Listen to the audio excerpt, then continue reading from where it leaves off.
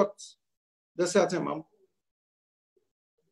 de cette Assemblée et le boycott d'un certain nombre de conseils exécutifs qui n'ont jamais trouvé l'intérêt ou pour qui ils ne peuvent pas être invités à une réunion par un membre de l'Assemblée. Vous comprenez, lorsqu'on est au conseil exécutif, on est au sommet de tout.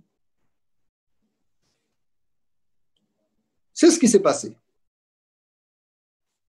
Jusqu'à ce que le président du conseil exécutif fasse savoir bruyamment, comme il en a l'habitude malheureusement, que c'est lui qui convoque et personne d'autre. C'est moi qui dois convoquer. Personne d'autre. Voilà le résultat de cette conception autocratique du pouvoir. Voilà le résultat de cet esprit, j'assume et je pèse mes mots, cet esprit de diktat. Il ne faut pas inverser les choses. Ce n'est pas l'Assemblée qui impose des diktats à l'exécutif. Jusqu'ici, c'est l'exécutif qui impose des diktats à l'Assemblée. Et c'est pourquoi ça va mal. C'est pourquoi il y a ce malaise entre nous. C'est pourquoi certains d'entre nous ne se disent même plus bonjour. C'est pas triste, ça. Tout simplement parce que certains ont considéré qu'ils ont été élus tout seuls. C'est pas vous qui t'en la liste, c'est moi qui t'en, c'est vous qui t'en la liste, c'est pas moi qui t'en la liste. Ça veut dire quoi? C'était pas une équipe. On n'avait pas besoin que je mène campagne dans le sud pour être déterminant, décisif dans cette victoire aussi. Je dis, j'ai porté ma pierre, comme tous les autres, à cette victoire. Et je ne dois pas cette victoire ou ma place au sein de cette collectivité, au sein de cette assemblée, à un leader maximal.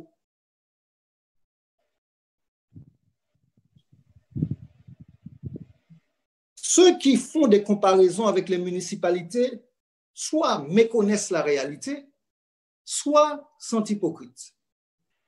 Parce que un maire, c'est l'exécutif, mais il est aussi le président de l'Assemblée municipale. Il n'y a pas de séparation de pouvoir.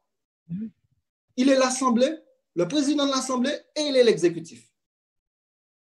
À la CTM, nous avons voulu un modèle différent, justement pour garantir le respect de la démocratie. Donc, ne venez pas fonctionner comme si le président du conseil exécutif, c'était le maire et nous, des conseillers municipaux. Ce n'est pas vrai. Ce n'est pas comme ça que les choses se sont passées. Ce n'est pas ce qui a été prévu par la loi. Ce n'est pas ce qu'on a vendu aux électeurs martiniquais. D'ailleurs, je me souviens très bien, lors de cette campagne, ce qui a été vendu, c'est l'expérience. Oui, d'Alfred Marie-Jeanne. Oui, mais aussi l'expérience de Claude Lise au Conseil général. Et c'est ça qui a séduit les Martiniquais, avec toute cette jeunesse qui venait derrière, en appui, en appoint, pour porter les projets, pour prendre la relève. Personne n'a gagné cette élection tout seul. Je suis désolé de le dire. Ça va froisser des égos encore une fois. Si tant est qu'il reste un peu d'égo après les défaites successives à chaque scrutin, les Martiniquais traduisent clairement le ras-le-bol de ce mode de fonctionnement avec tous ces abus. Oui, les Martiniquais l'ont montré encore ce dimanche. Personne ne vient faire et défaire les élus. C'est moi qui fais, c'est moi qui détruis. Ça veut dire quoi? Et ce n'est pas parce qu'à un moment donné de votre vie, quelqu'un vous a fait du bien qu'il faut l'autoriser à vous faire du mal à vie. Ça, c'est ma conception. D'autres peuvent ne pas être d'accord avec moi, ils peuvent se prosterner en permanence. Il n'y a pas de souci, je respecte tout ça. Mais permettez que j'ai trop de respect pour moi, pour la démocratie, pour mon pays, pour mon peuple, pour accepter l'inacceptable. Voilà. Donc, Président, je reviens à la proposition. C'est un amendement, vous me ferez le crédit, j'espère, en tant que parlementaire, tout de même un peu rodé à la chose, de proposer un amendement qui soit suffisamment clair, mais qui soit suffisamment efficace. C'est un amendement en 2 temps. Le premier temps, report.